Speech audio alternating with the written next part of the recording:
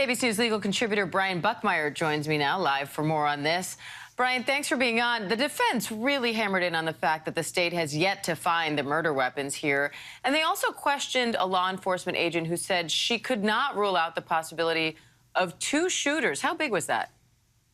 It's pretty big, Diane. It's all about creating reasonable doubt. Not having the actual smoking gun, and there's a reason why we call it a smoking gun, is detrimental to the prosecution's case. And then creating this alternative theory, where it could have been two other people based on the positioning of the bodies, the type of guns, and actually the type of ammunition used.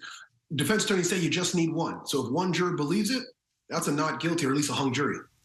Brian, yesterday the jury heard audio of Murdaugh's interview with police days after the killings.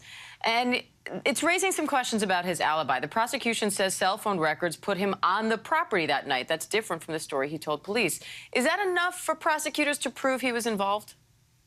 It might not be enough, but it's definitely on the path to getting there. Prosecutors and detectives like to present cases to jurors in the same way that they discovered the facts so that the jury can walk along the same path and ultimately, they hope, find the defendant guilty. But it's up to the defense to break apart parts of that path to say, hey, this is reasonable doubt, this is reasonable doubt, this is reasonable doubt. You shouldn't believe this story.